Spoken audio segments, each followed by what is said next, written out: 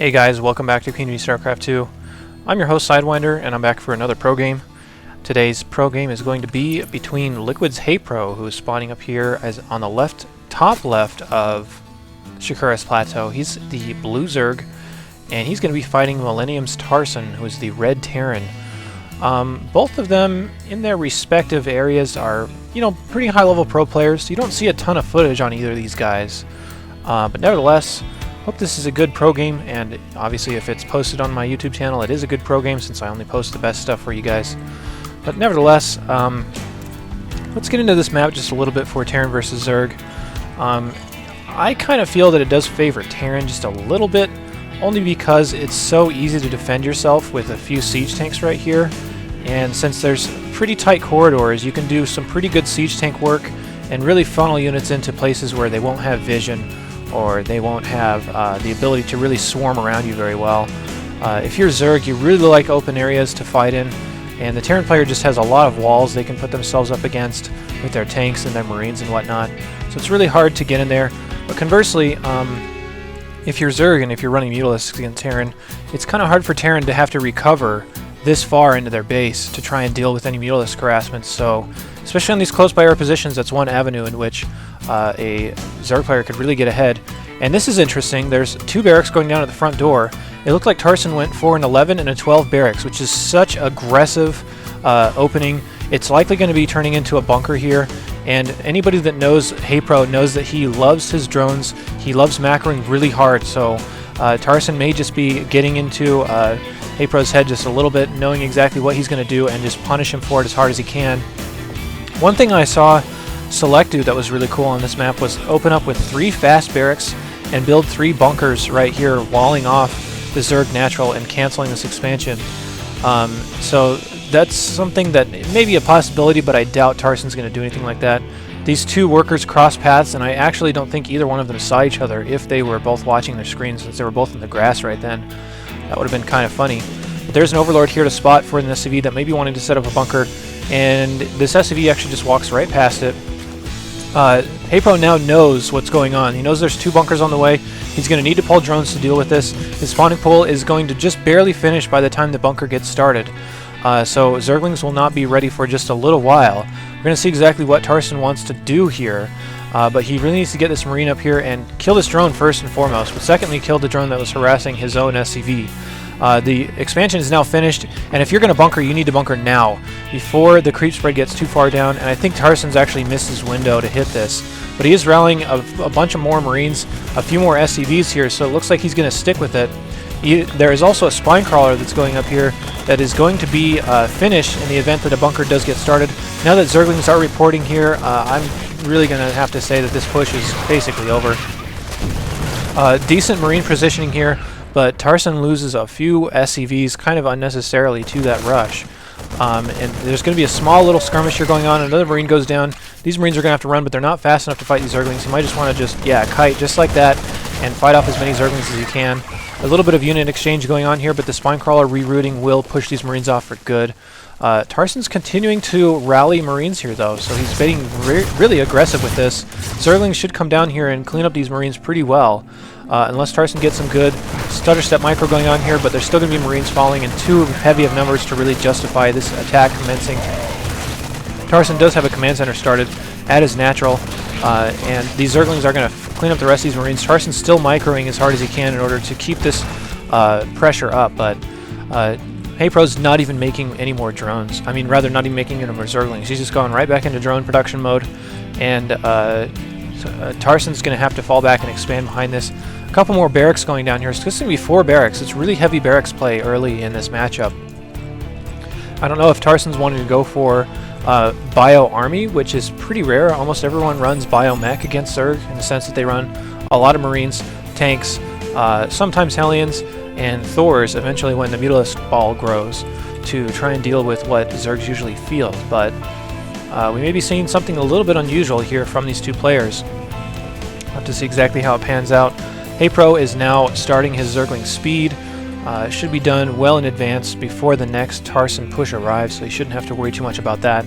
And again, HayprO loves his drones. He will make drones as hard as he possibly can in the early game and produce as minimal units as possible so kind of the picture-perfect Zerg macro player. He also loves to take a quick third, so we'll see how aggressive he is with taking that third expansion whenever he's ready to. He's going to start spreading his creep, which is very wise. He does have an Overlord postured back here to get scouting intel, and that Overlord has seen the command center is at least done by now, but he doesn't really have any other information. He could see these extra barracks if he started floating it in. You can see exactly, that's exactly what he does as soon as I say that.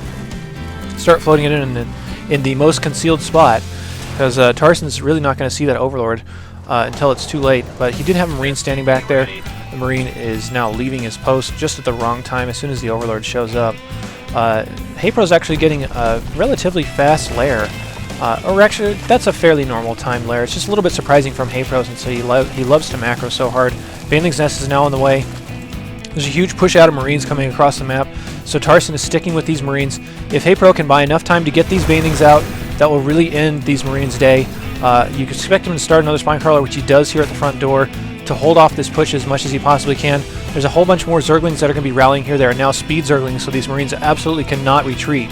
So once they're in this fight, they're basically in it for good. But if HayprO attacks with too few Zerglings, he's not going to be able to hold this off. He actually has to pull drones in order to deal with this. Nice surround on the Marines. The drones come up here and start punching Marines as hard as they can, but the Marines are just too great in number. He's taking out so many drones, but he can't afford to back off now and let these Spine Crawlers do the rest of the work. In conjunction with Transfuse, Tarson is continuing to send Marines down here. The Baneling's Nest is now done, so he can morph Banelings when he's ready to. Spire is now coming up here, fairly fast Spire from HayprO, especially since all Tarson is showing his Marines. Kind of a strange reaction there, but he definitely needs to get some Banelings up and get these Marines out of HayprO's face. Tarson's actually checking for the third over here, which he's not going to find anything. He is going to pick off this Overlord quite easily. Zerglings really should not engage right here. It's too unfair of a matchup in favor of the Marines, but he can pick off these reinforcements, which I really like. If you're a Zerg player in this kind of situation, if you can get free Marine kills like this, he now just killed 5 Marines for almost no Zerglings lost. That's a great exchange, and it catches him up just a little bit, even though he was so far behind. After that engagement, after losing so many drones, take a look at the workers killed. He has now lost 7 drones, which is a pretty big deal in the early game. He's mining with only 38 drones, and he's now behind. So if you lose 7 of those, that's about 1/5 of your drones. It's pretty important at this stage of the game. There's still Marines just sitting over here waiting to deny the third. And he will be able to see it, as you can see him positioning his units perfectly to be in range of where that third would normally start. But HayprO is morphing a few Banelings down here, possibly to try to pick off any Marines that might be coming across the map again. But I think he may have actually kind of lost track of where those Marines went, since he was not holding these watchtowers for a little while. But we'll see exactly how that comes into play. There's now +1 on the Mutalisk coming down. Baneling speed and 7 Mutas are going to be on the way. Tarson has now come into factory play. He's got 2 factories coming up now. It looks like there was a little bit of lag on the replay, so one of the spectators did leave. Tarson actually has a reactored starport, but it's actually not really producing anything. He actually does have 1 Viking out, which I'm sure has been around bugging Overlords. It does have 1 kill, so we can see right there. And HayprO is actually so smart. He knows exactly where these Marines are, and he's going to bait these Marines down if he possibly can. No, he's just going to go up there and go for it. The Marines do kill both the Banelings, so great target firing there from Tarson. But these Mutas will clean up the rest of these Marines, so that's a pretty big donation of Marines from Tarson. Trying to get crafty on there, but HayprO is just too smart to fall for anything like that. But you can see it actually pushed HayPro's third down to about 12 minutes. If you're Tarson, you could actually afford to have another command center at least started right now and be in still pretty good shape. You can see the supply leads actually favor Tarson, which if you're Terran and you have a supply lead on Zerg, you're in a really good spot. There's Viking now rallying home. You have to expect the Mutalisk harassment to start, and once again, as soon as I say that, he starts moving out. So here comes the Mutalisk harassment is commencing, trying to pin this Terran player in his base while he can get this third saturated and possibly even take a fourth, depending on how well the Terran player deals with this. There is a seemingly random missile turret placed down here, but it's actually a really good spot, so the Mutalisk really can't break through here without taking quite a bit of damage. There's even another missile turret going up in the back of this mineral line, so Mutalisk are just kind of prodding around, seeing where they can actually get in. But Tarson's actually hold up pretty well here, so he should be pretty safe from any sort of heavy Mutalisk harassment. But HayprO does have the rest of these expansions locked down, so it is going to pin Tarson in his base for quite a while. And it's an interesting thing about these Mutalisk harassments that If the Mutalisks are aggressive enough, they'll get in there, they'll bug you, they'll bug you, they'll bug you. You'll feel like you can't move out, and eventually you just need to say, you know what, I just need to go, and I need to fight these Mutalisks and make them come and try and fight back, since they won't be able to very well. Mutalisks are very fragile, they're very expensive, so it's almost like Zerg player is just fighting with like a pocket knife, and if you can get the right swings on you with that pocket knife, you're going to really be hurting. But in a straight up fight, it's not going to do a whole lot against your, like, you know, huge machete. You can just come and slash him up. But nevertheless, we'll see exactly what happens. HayprO may have seen that army moving out, so he's going to come in here and bug as much as he possibly can. He is going to pick off a medevac. There's a bunch of Marines here that do have to fall back into the bunker, but Tarson is not really worrying too much about that. He's going to get set up in the middle here. A bunch of Banelings are now morphing for HayprO, and HayprO again is behind in the supply right now, so he really needs to get some good work done here, get some good army trades in order to get back into this game. He is a little bit behind, even though it doesn't seem like he's all that far behind. If you're Zerg, by this time in the game, you need to usually have about a 30 supply lead. These tanks are really caught out in no man's land. They're going to get picked off easily. The Marines are slow to report, so it's 2 tanks down for free. It's exactly the kind of stuff you need to do if you're Zerg. And if you're behind like this, or if you can get tanks at all like that, or rather like that at all, it's a pretty big deal. All these Marines wanting to follow that dropship, but the dropship separates. Going to be a small Marine drop moving out here, but these Overlords are going to spot it. He may actually lose those Overlords, but if you can clean up the dropship with your Mutalisks or whatnot, you will put an end to these drops, and it'll really discourage them from dropping later in the game. 13 drones on the way, so HayprO's back in his drone mode. These Overlords are going to spot this drop, as we can see right here, and he should be able to recover this fairly quickly. But he does also see the Terran player moving up through the middle, and he's ready to engage this. These tanks are not sieged, so all these Marines are really going to get wasted by these Banelings, assuming he doesn't use them on the tanks. Oh, huge Baneling detonation right there. These Banelings were really indecisive, didn't get as much work done as they should have. The Marines did drop off, and they were trying to pick off these Overlords that were spawning. But yeah, those Banelings were just not as good as they could have been. The Banelings were just kind of shifting around in the middle of that fight, and they lost a bunch of Banelings for nothing. When he had a perfect drop on him, he had a perfect opportunity to get rid of that army, because the Baneling number was just so great. But if you just waste your time with your Banelings, you're not very decisive with them, you're going to die. You can see HayprO actually targeting individual Marines in this cluster to focus down and get rid of. You can see he actually did lose 2 Mutalisks and put 1 into the red, though, so kind of a bad exchange there for HayprO. There's now an infestation pin on the way for HayprO. A bunch more missile turrets from Tarson. You can see Tarson's third is now established, which he's definitely making his presence known out on the map with these Marines and his tanks. Mutalisks are going to be breaking down rocks to give the Zerg extra attack paths, so he can get into the third and keep the Terran pinned, unable to really do anything. In the Terran base, again, this missile turret coverage is really good, so the Mutalisks have not been able to harass very much at all.